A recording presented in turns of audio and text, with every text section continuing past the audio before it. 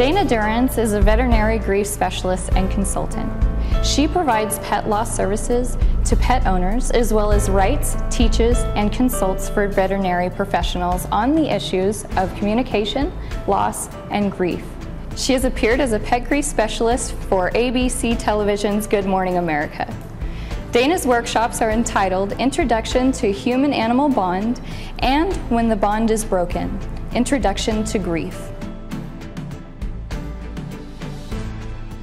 Well, it's nice to see you all this morning. I wanted to thank Cynthia Bullock for inviting me to come in today. I've worked with Harley's Hope in the past, and I really believe in the work that they're doing, so it's a pleasure to be here with all of you this morning. Just a little bit about my background. I have a master's degree in clinical psychology, and I have worked primarily in the grief realm in almost all of my professional work, but for the last 20 years or so, I've really worked exclusively with pet owners. And so I am very committed to working with what I believe is an underserved population. People who are grieving the death of a pet that are often minimized or made to feel foolish or silly about having those emotions. We often will give people time and space to grieve over the death of a human loved one, but when it comes to the death of a companion animal, we have a different story usually. So what I'd like to do is just talk a little bit about the bond, address just a tiny bit about grief, and then we can go with any questions that you might have as we go through. I did used to work up at the CSU Vet School. If any of you are familiar with the program up there, they have a client support program there that's tied in with their oncology group. And the Argus Institute is what it's called now, and it's a great facility that has really been a trailblazer in a lot of the things that I think the way this field has expanded, and they actually now create a lot into the curriculum for veterinary students, which is very exciting. But I would just like to talk a little bit about the human-animal bond. I was thinking this morning when I was having breakfast with my kids, I know of an 8-year-old here in Colorado Springs that starts every morning with a meal of scrambled eggs, bacon, and toast. And across the country, there is a 9-year-old boy named Jack who likes to eat his eggs, over easy with toast. Well, the only thing that makes Jack and Josh unique is that they're dogs. And they become part of our family unit. They become part of the family culture, our family environment.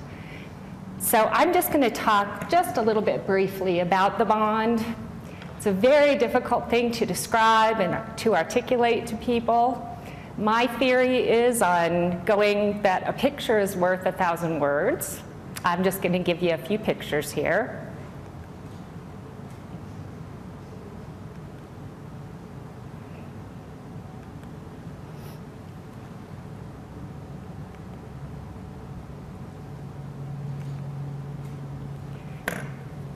Now, if you look back, anthropologists and sociologists have looked back, it seems as if we have had connections with animals as long as we can remember in recorded history, cave drawings, those kind of things, that there are animals present in our lives. But the thing that we seem to have come up with the most is this idea of companionship, this idea of animals promoting that social component of our lives. There's many different factors that can contribute to the human-animal bond, and I would just like to briefly review a few with you, things that you're already aware of. Scientific term, many of you may have already heard it, but anthropomorphism. And that is simply attributing human-like qualities to animals. Very, very common in people who think of their pets as family members. People who will sign birthday cards and Christmas cards from their pet. Giving birthday presents to their pets, things like that. Assigning and attributing those human attributes can create a very intense bond. Whoops. There's also a scientific term, what we call allelomimetic behavior, and that is just when animals can mimic what people do. And animals are very good at this. They're masters at it. Jimmy Stewart, I think it was, once said, dogs are smart at what they need to be smart at. And this is very true. They can create those bonds in a very, very powerful way.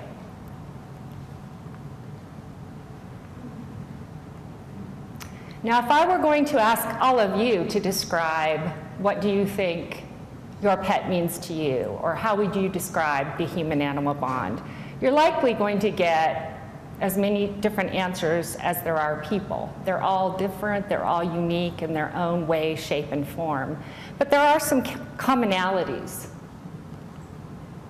The biggest thing, I think, as I said earlier, is this notion of companionship and love. Clients that I work with will often say unconditional love. Even the best of our human relationships, there are conditions upon that. They're more complicated. But the ones with our companion animals are often just what I hear people say is very pure. My animal loves me no matter what. They don't care what I look like. They don't care how much money I make, if my house is a mess, if I have bad breath, whatever. They just love me and accept me for whoever I am, despite all my faults. And that's a very, very powerful connection that people are really drawn to and derive a great amount of comfort and benefit from. We also have this notion of animals being faithful. And this ties in with the companionship. But during adversity or times in our lives when we've gone through difficult things, I'm a breast cancer survivor, and I remember days after chemotherapy where I'd park out on the couch, and my 3 dogs knew exactly what we were doing, and they'd lay down right underneath the couch, and we'd hang out there all day. And I could count on them to be there. So they were my napping buddies. So perceiving as just sticking by us no matter what.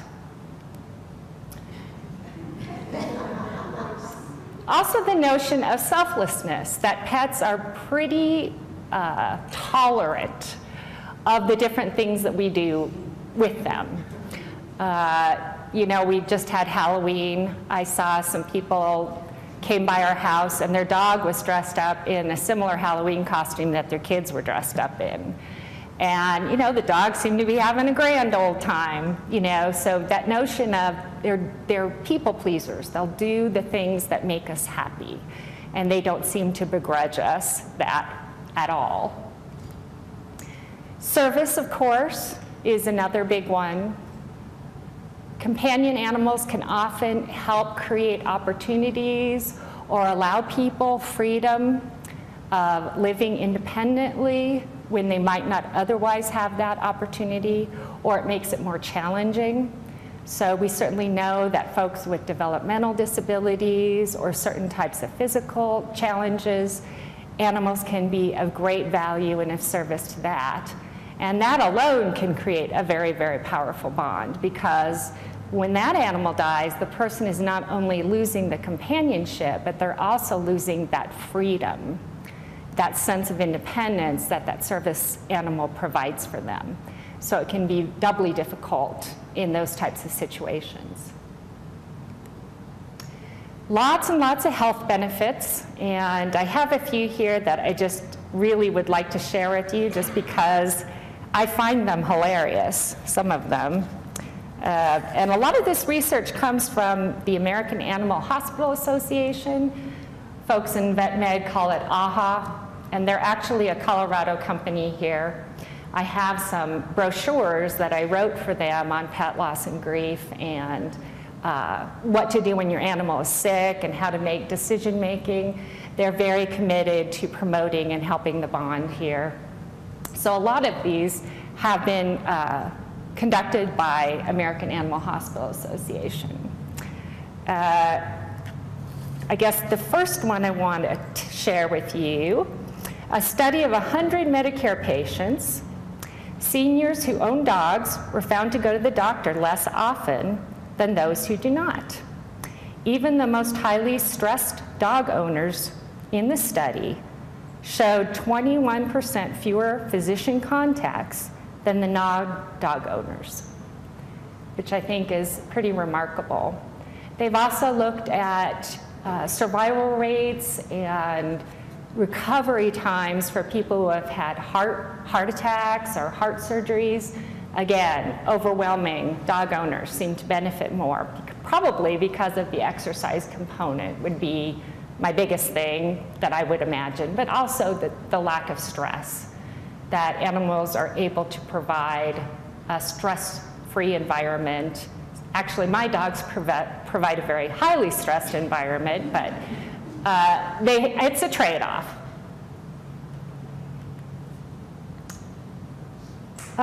Some research from the National Institute of Health has shown that residents in nursing homes benefit a great deal from the presence of companion animals.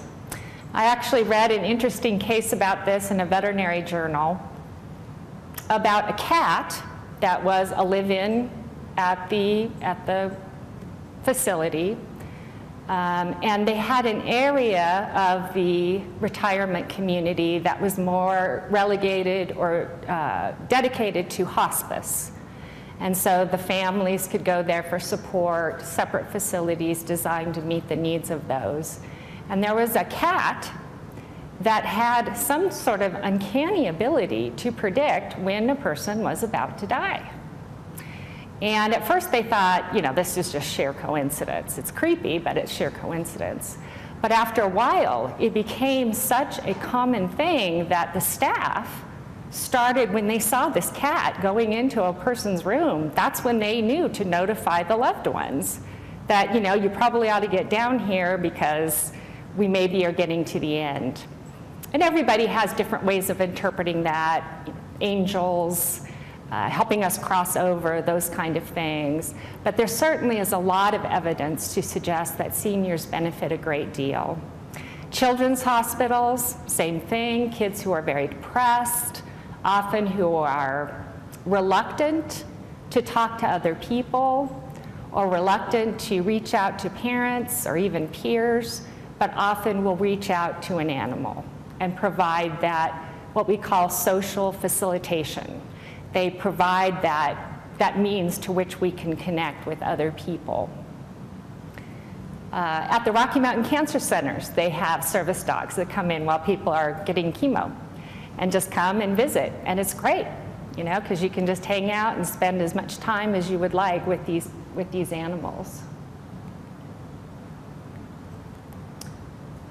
Again, this notion of family membership, people include their pets in a variety of ways.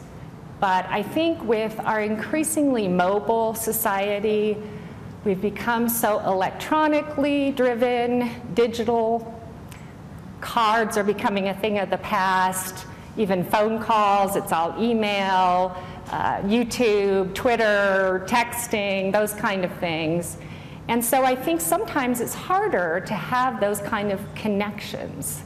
And I think animals provide that for us. So even though we might live thousands of miles away from our human loved ones, we have that physical connection, that companionship in having a pet. And I think that can be very powerful because I think as people, our need to have those connections are still there.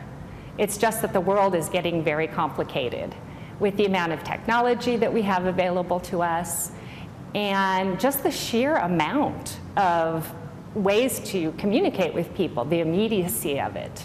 I think pets help that old-fashioned notion of just a connection, someone to hold and get a hug from.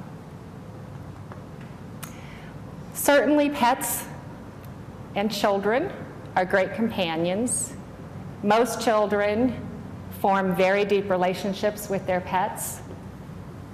And I will talk a little bit more about this when we talk about grief. One of the things that I always try to tell parents about is if their pet is dying or has died, to not forget the kids.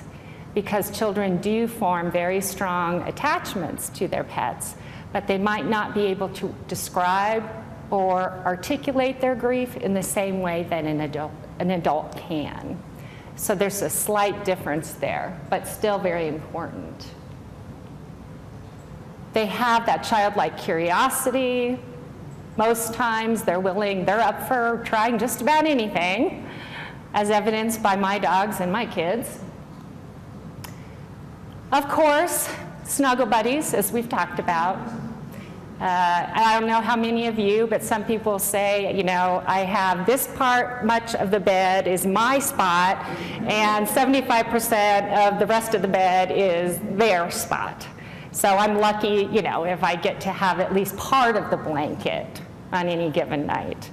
So, but again, a very, very powerful presence.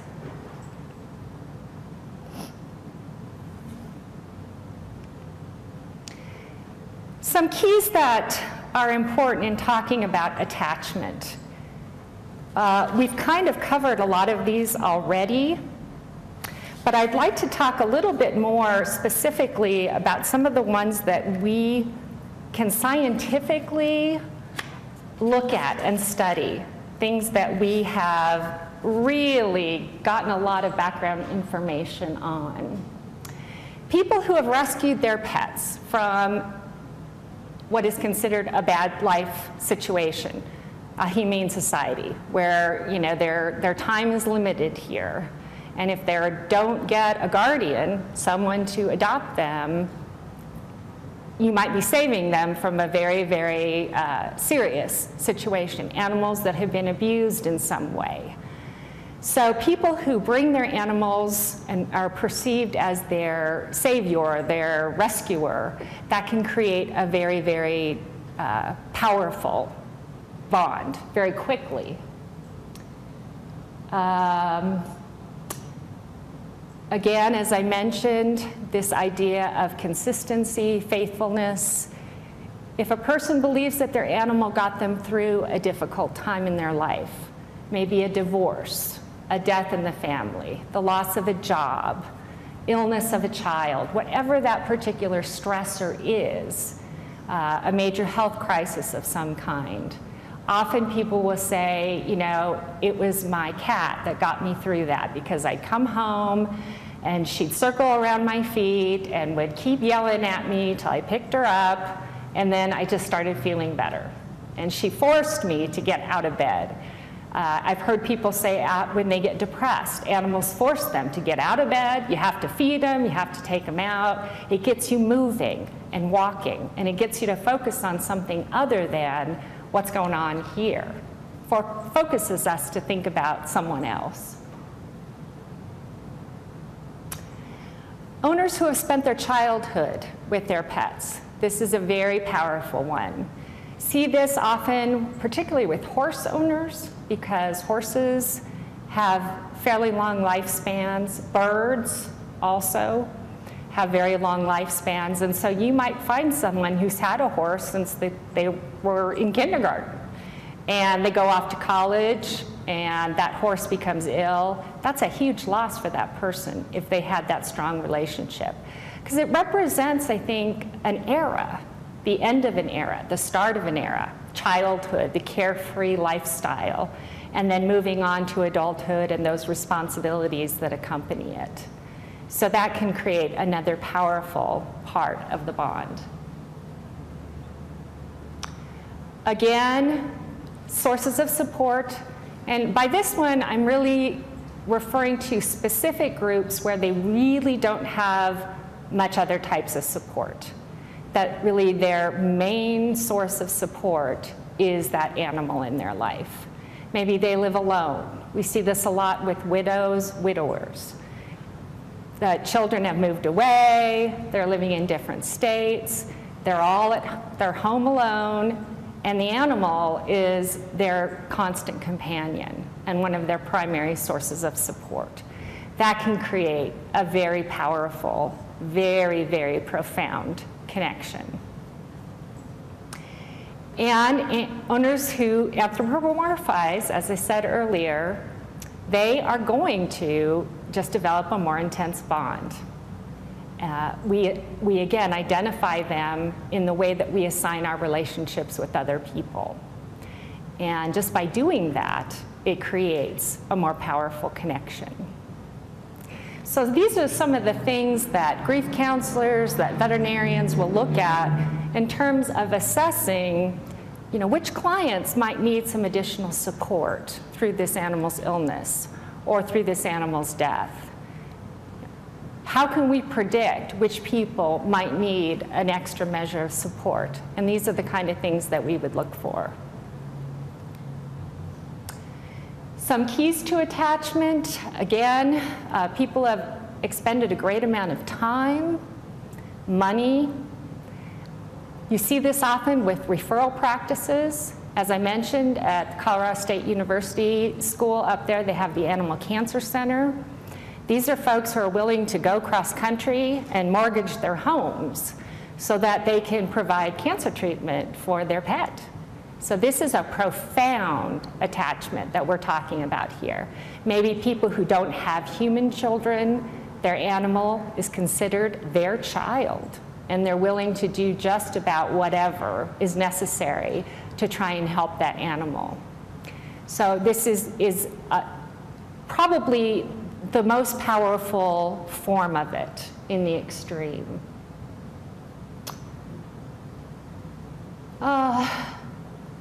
The symbolic links, I think, is also an important one. If I am a widow and I got my dog at a time when my husband and I was a great time in our life, we were happy, things were great, we kind of raised that dog together, and then my husband dies, that animal is a symbolic link to that human loved one. So we're not just grieving the death of the pet, we're losing that link to someone else. So we talk about primary losses, we talk about secondary losses, these types of symbolic links that animals mean to us. And we know that grief is not compartmentalized. So when we're grieving for one thing, all sorts of other grief and loss can get stirred up along with it. So we thought, gosh, I thought I was upset about my cat, but now I'm thinking a lot about my mom or my grandmother or my cousin. Now, why is that going on? And it's just because those emotions are connected.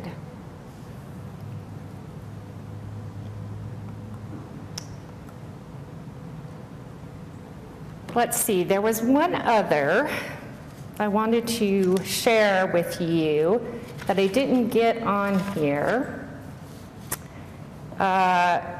This is what I call my fountain of youth.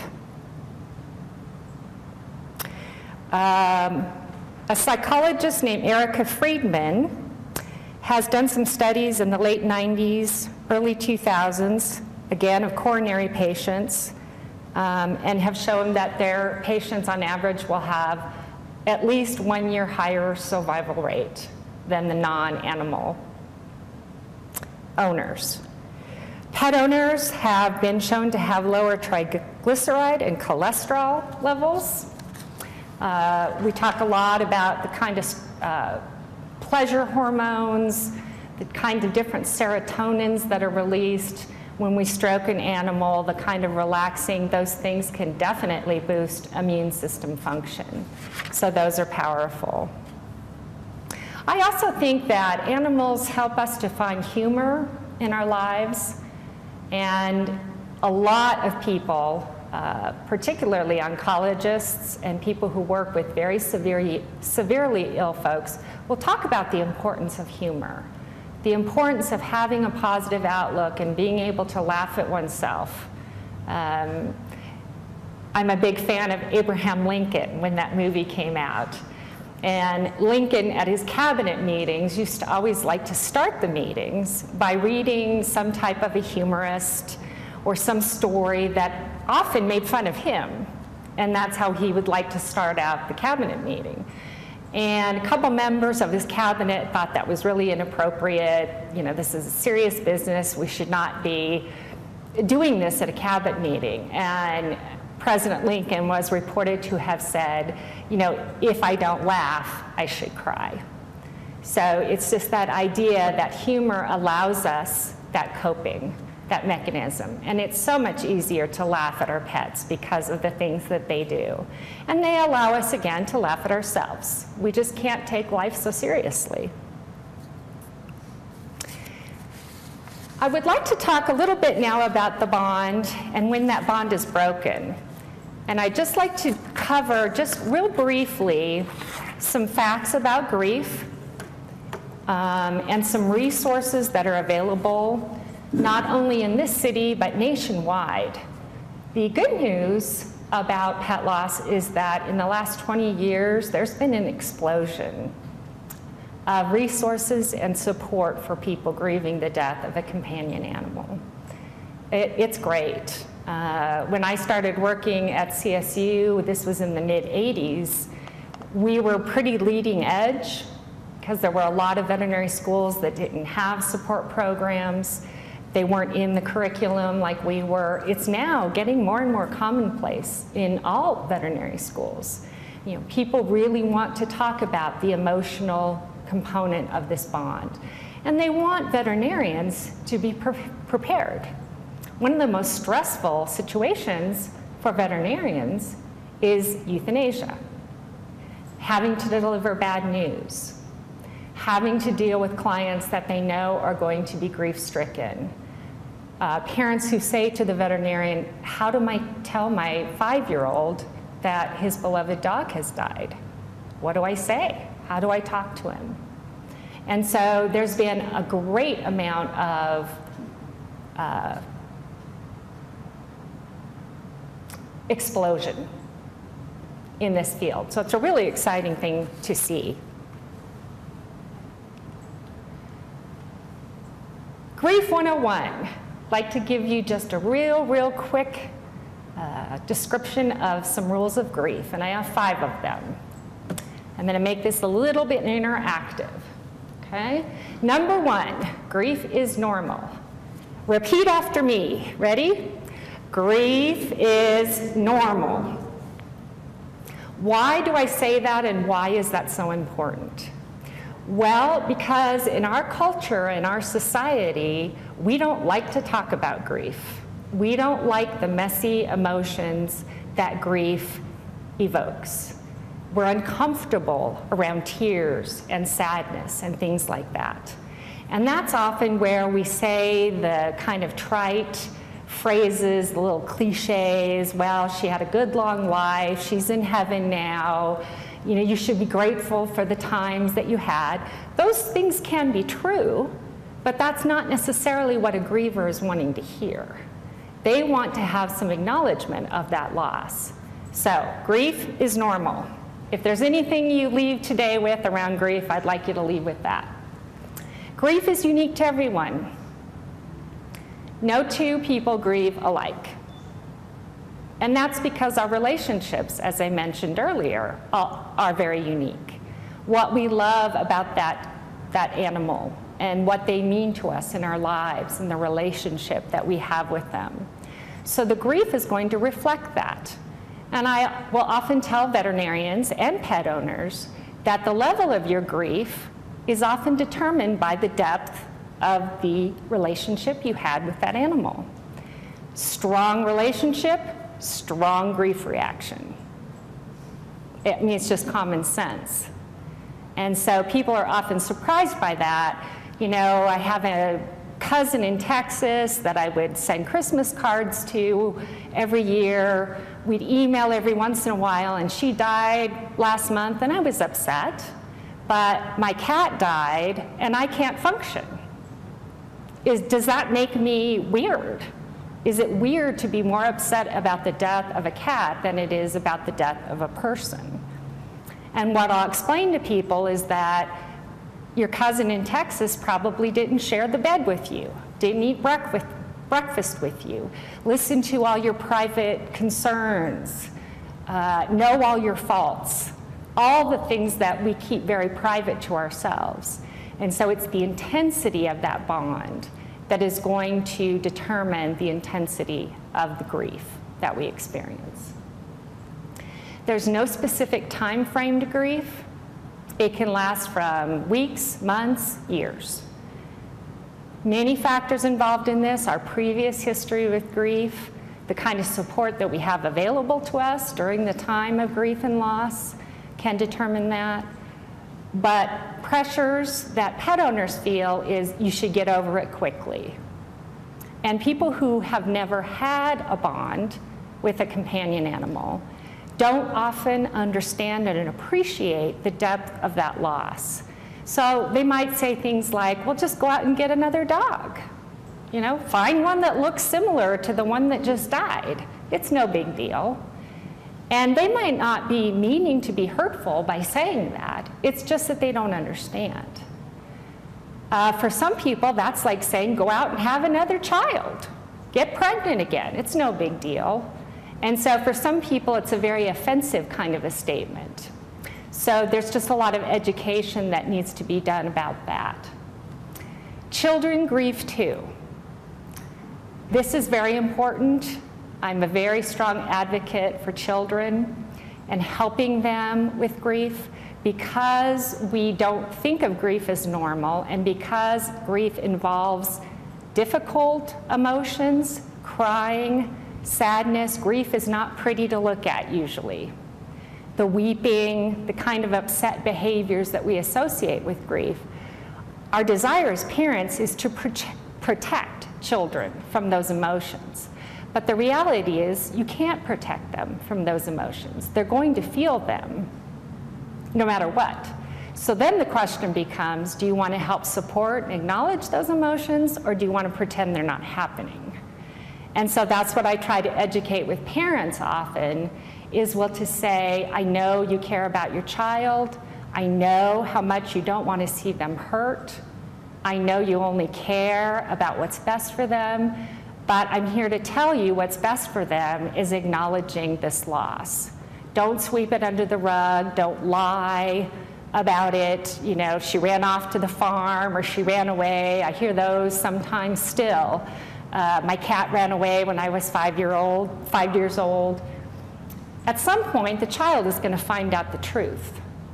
And I encourage parents to think about what is the breach of trust that's going to occur when they realize the truth.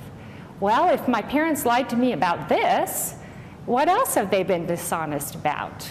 What other things can I trust that I know about in my childhood?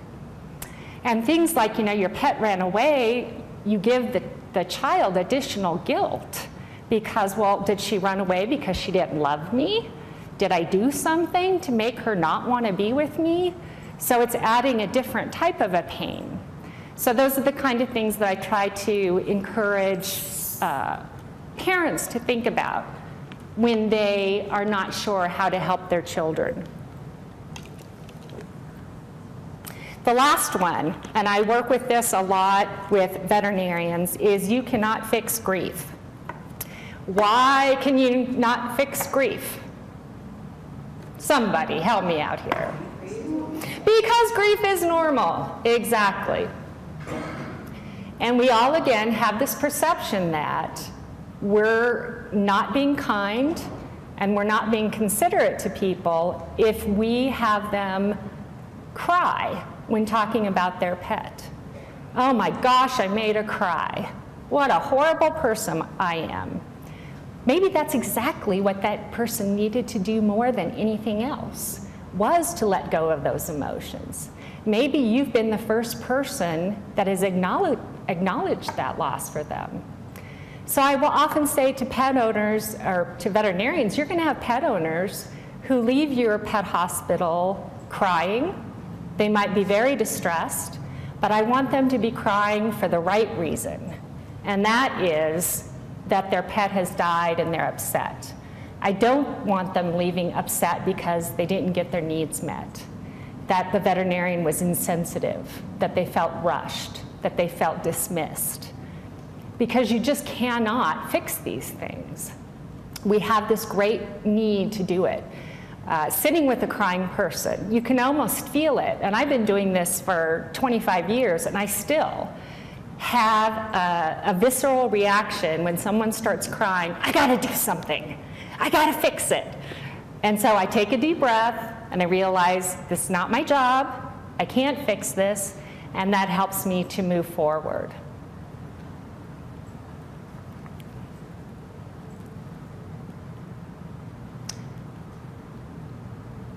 Just some normal manifestations of grief. I'm just going to cover these really briefly because I'd like to leave some time for some questions at the end here.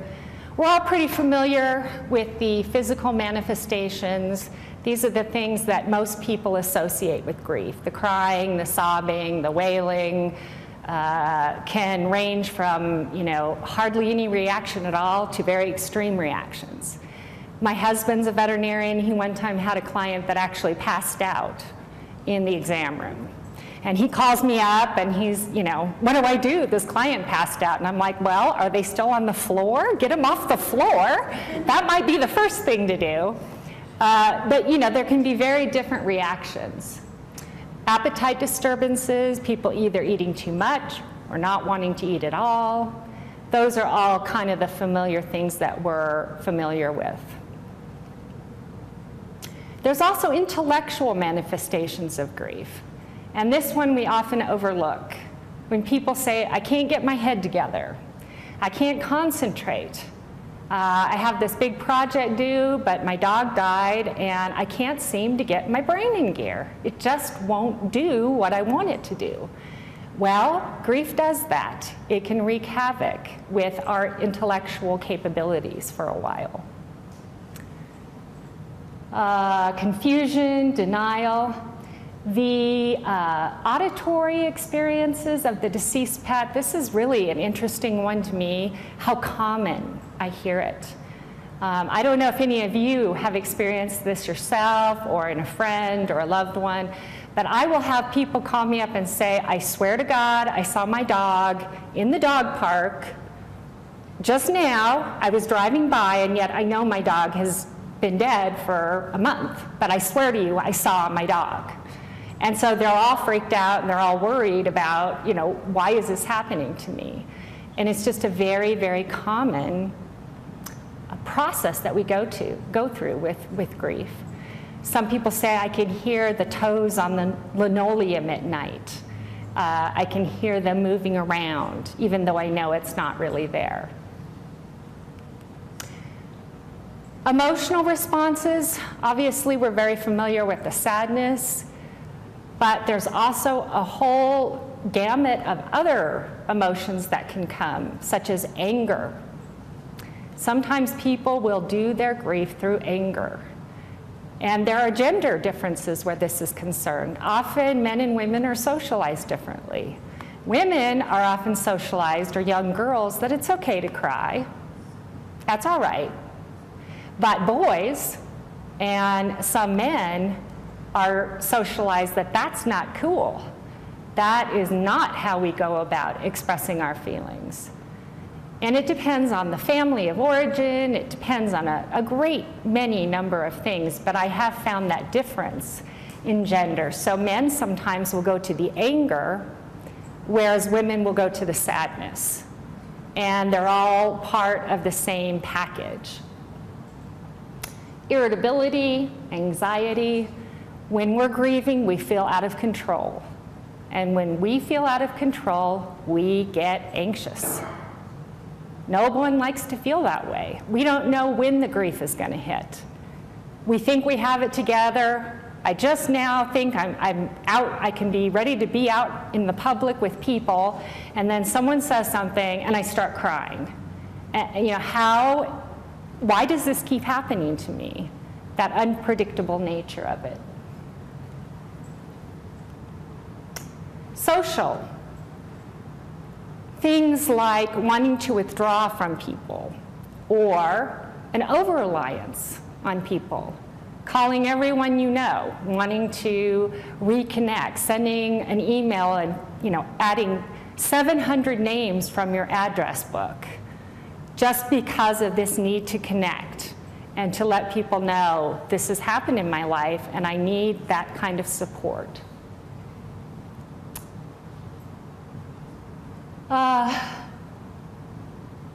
Changing in living arrangements, needing distractions, we're all pretty familiar with this. People who will throw themselves into work, or parents will say, I just want to focus on my kids, I don't want to think about how I'm feeling because I just can't handle it right now. So different ways of going through the denial. We have the spiritual manifestations. A lot of this depends on a person's religious inclinations or their spiritual life, where they are with that, what their family of origin has taught them, or what they've been indoctrinated into. So those can be very, very helpful in terms of working through and processing with grief. They can also be difficult for people because they find themselves, for example, I'm angry at God. Why did God do this? You know, my dog was only 2 years old. Why did he have to get hit by a car? Why? He never did anything to anybody. How could a benevolent God do this? And so having both ways, either providing comfort or actually feeling angry about those things. So some ways to manage the grief. This picture is literally 10 years old. The only reason why I know that is because that's my son, who is now 12, and that's my daughter, who's 16. So I think I need some new pictures here. But it's really important to acknowledge those losses, to support. And that is the same for both children and adults. For children, you're going to have to change the language, of course, depending on their developmental, their verbal abilities, where they are in their development. But it's very important to provide that acknowledgement. And why is it important to acknowledge grief?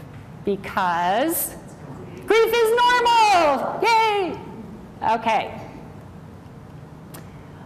Another very powerful way of dealing with grief is through what we call memorials or memorialization. One of the things that they have found that's so helpful about funerals and memorial services is it not only allows us to remember that loved one, but it's a great opportunity for people around us to provide support. Everyone in the community comes out and is there, and they bake food for you, and you know, they're trying to do nice things for you. And so by doing memorials, it's often a way of garnering more support around that person. Many, many different ways to memorialize. Almost every community now has pet crematories. There's several here in the Springs. Some people will have an actual pet cemetery where they'll go to, and most human cemeteries will allow you to bury a pet. I don't know all of them. It would be something that you would have to contact on a case-by-case basis. Linking objects, and this comes from the grief literature. Something that's physical, a tangible connection of that animal that ties us to that relationship. So something that we can take. Many of you might have seen these clay paws. Many veterinarians use them. You get a paw print impression. You can bake it. It becomes a lasting memorial. You can put names on it. You can decorate them. Children can paint them. Some people like to get clippings of fur. All different things that people can have. But those linking objects can be very powerful for people. One lady I worked with in a pet loss support group last month said, I took her dog tags and I put them on my keychain because she loved to go for rides in the car. So every time I'm driving, she's in the car with me and we're riding along. And so that she found very comforting. Different types of memorials. Harley's Hope is a perfect way to memorialize animals. I'm going to make this donation or do this in honor of this animal that meant so much to me.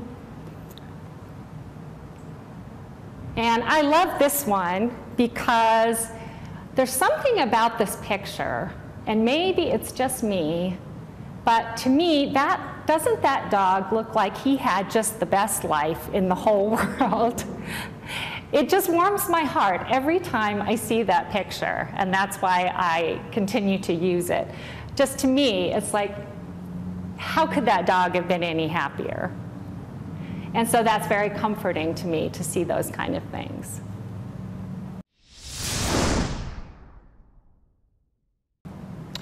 So, I would like to just take the last few minutes to see if anyone had any questions.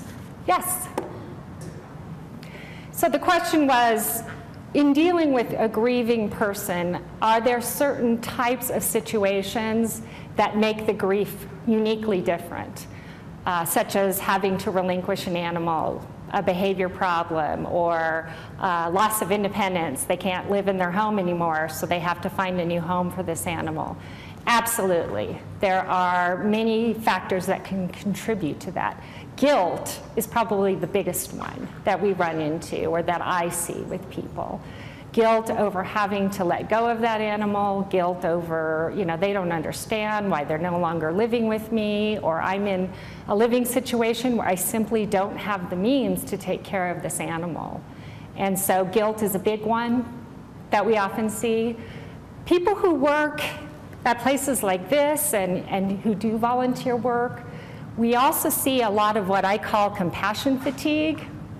And this is just simply the emotional stress that is caused by caring.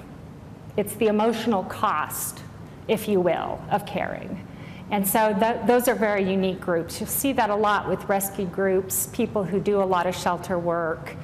They get burned out, and it's very difficult to be exposed to those kind of needy clients on a regular basis. So very good question. Anything else? Yes? He's asking if I've done any studies around shelters and compassion fatigue. I personally have not followed up on studies. I've given many presentations to shelter workers. I gave one here last year, or maybe it was 2 years ago, talking with a lot of the folks who work here, what those kind of stresses are like, ways to take care of oneself. But I would imagine that they're starting to do more and more research on that. The most amount of work that's been done on compassion fatigue to this point has been people who work in like the Red Cross, or go to disaster relief areas, or paramedics, ER docs, those kind of things where they're seeing a lot of trauma and they're having to deal with the emotions that respond from that. I think we're just now starting to address that people who work with animals can also experience those things like compassion fatigue. And so I think it's an important field. American Animal Hospital Association just got a new book called Compassion Fatigue in the animal care profession, or in the veterinary profession. And I haven't had an opportunity to purchase that one, but it would be a great one to look at. So if you have an interest there, you could just go to their website, the AAHA website. Anything else? Any other comments? Yes. And what you're really talking about there is the time period when we know the end is coming near, an animal is very old or starts to have a disease that's becoming more and more serious, kidney failure, cancer, whatever it is. And your question is, are there things that you can do that are proactive to help with that? And the answer is yes.